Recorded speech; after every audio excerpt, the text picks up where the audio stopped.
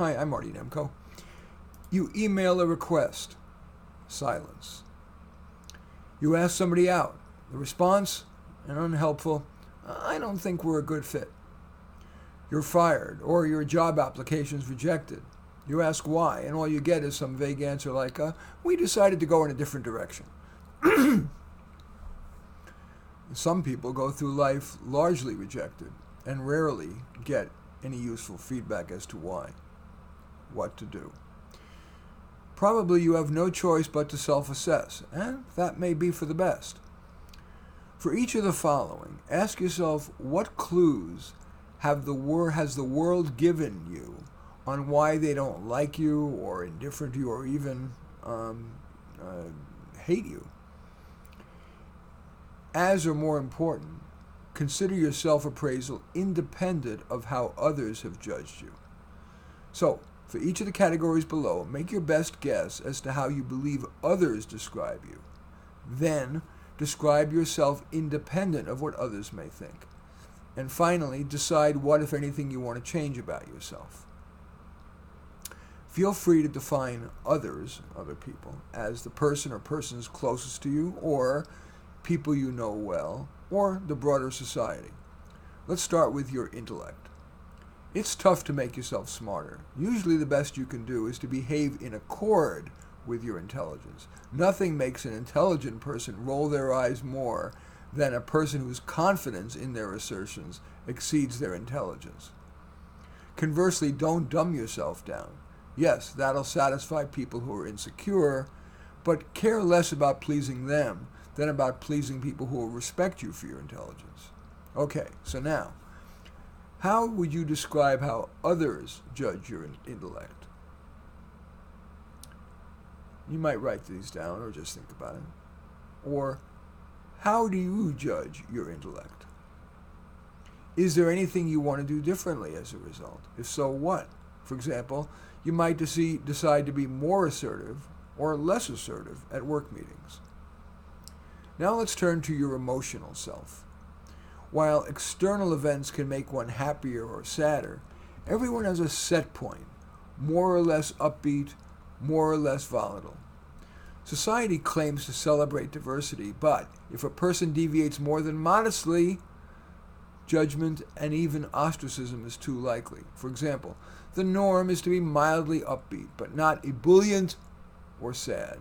If you're too bubbly, you can be written off as a Pollyanna.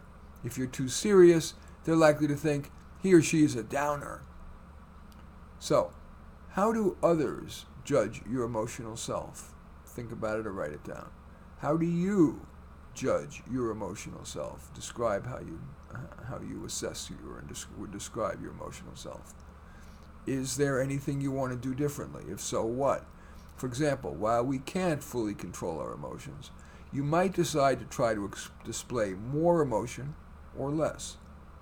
Now let's turn to your social style. As with our emotional self, when our behavior deviates even modestly from average, judgment and even ostracism often occurs. Consciously or not, we all make choices on how much to accept social opprobrium, that is criticism, in exchange for being our authentic self. So, how would you describe how others judge your social style? How would you describe how you judge your social style? Is there anything then that you want to do differently? If so, what? For example, you might decide to reach out to more people or to fewer, to change something incremental or something foundational about the way that you interact with someone important to you. You might decide to air more or fewer of your political views. Now let's turn to your philosophy. We all live by one or more core philosophies of life. For example, that work is priority one versus focusing on work-life balance versus play as much as you can. Another example is in your degree of altruism, which could range from selfishness to great self-sacrifice to benefit others. So how would you describe how other people judge your philosophy? How would you describe how you judge your philosophy? Is there anything you want to do differently? If so, what? For example, you might decide to be more generous, or less so, feeling that your kindness is too rarely reciprocated, and worse, that it makes people take you for granted or even treat you as a doormat. Finally, let's turn to you and money.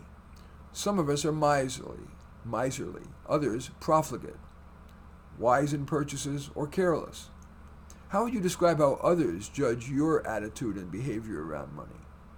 How would you judge your attitude and behavior about money? Is there anything you want to do differently? If so, what? For example, you might decide, having been a saver for a long time, that it's time to loosen the purse strings a bit. Finally, a word to those who are stingy in offering candid feedback. If you are guilty of insufficiently giving honest feedback, do you realize the pain you cause and that you're depriving people of the opportunity to grow? Yes, be tactful, but candid, benevolently derived feedback is among the kinder gifts that you can bestow. In any event, I do thank you for watching. I'm Marty Nemko. I welcome your thumbs up, and if needed, a thumbs down, your comment, hitting the share button and sharing on your social media, or subscribing to my channel. In any event, thanks again for watching. I am Marty Nemko.